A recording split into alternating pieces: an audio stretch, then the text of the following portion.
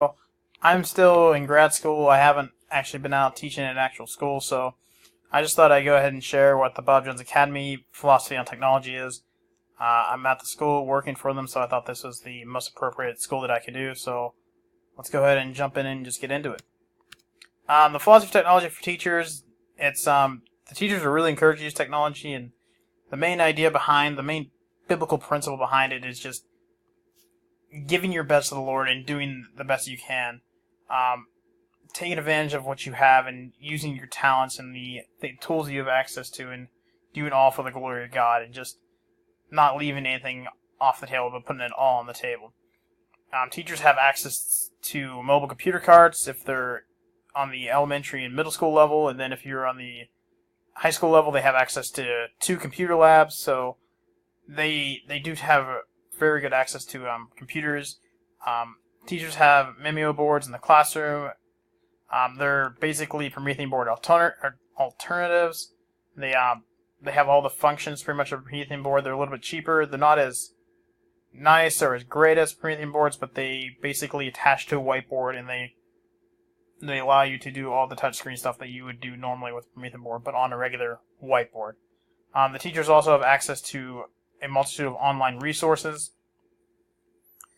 which is very helpful. The students are encouraged to bring their own devices. That's something the school started a couple of years ago, is that Academy students are allowed to bring their own devices, whether that's an iPad, a Chromebook, a full laptop, but those are allowed. There are some regulations on those, which are just, they have to be connected to the network, they have to be registered, that sort of thing.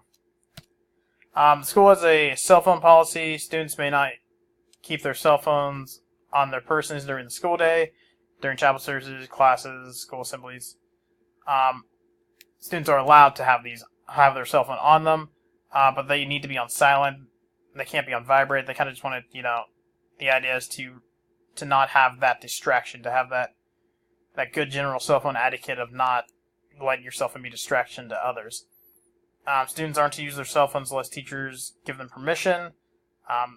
They are allowed to use their cell phones in the Founders Memorial Amphitheater and the Academy Amphitheater during chapel hour, and they can only really use it as an electronic Bible or for taking notes. High school students get a little bit more privilege with this. They're allowed to use their cell phones without permission during their lunch hour and things like that.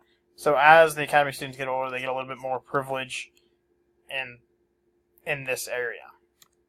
The computer network policy, the Academy, basically their network policy is similar to most schools.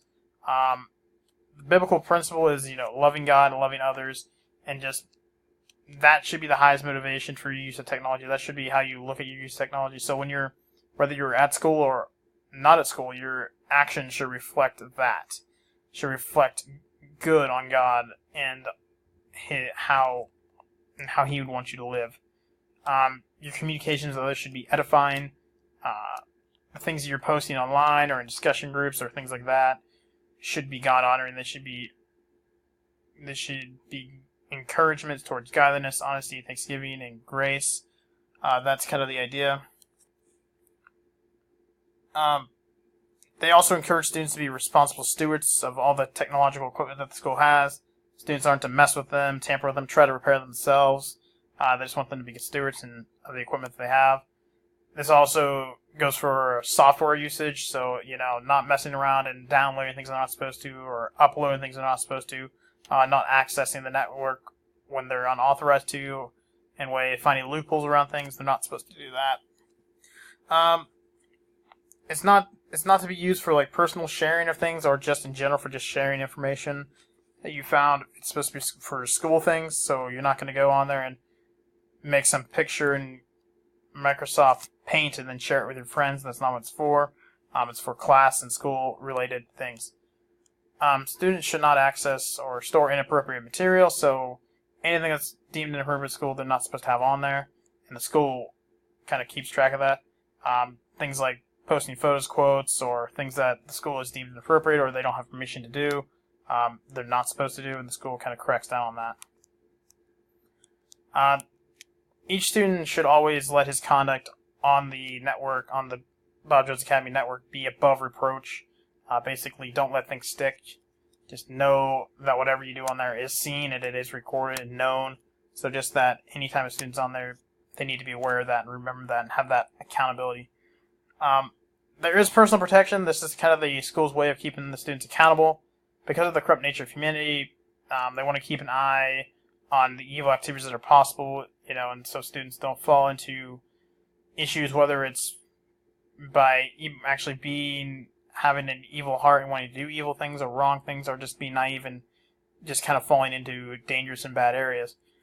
So the school's desire is to find a way to keep students accountable and keep them protected as best they can while they're on the network.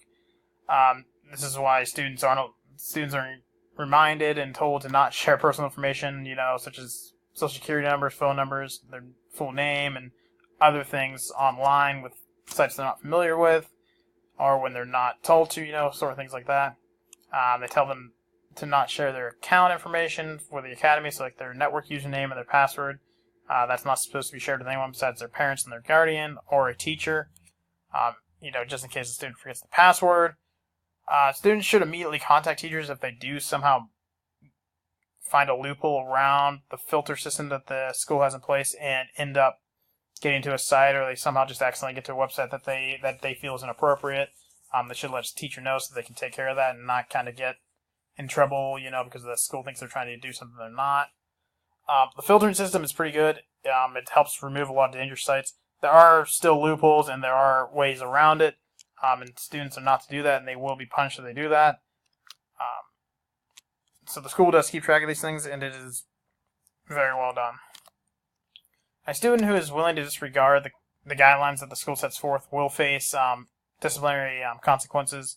The school does have consequences for breaking their policy, their technology policy that they have on the students, whether it be cell phones or the using of the network or of the equipment, or equipment that they bring in, they misuse. They could be restricted on how often they're allowed to use equipment or what kind of equipment they're allowed to use.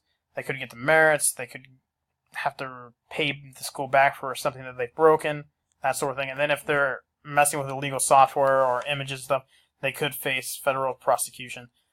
So this is kind of just a brief summary of what the Academy's philosophy of technology is and what their rules are. Thank you very much.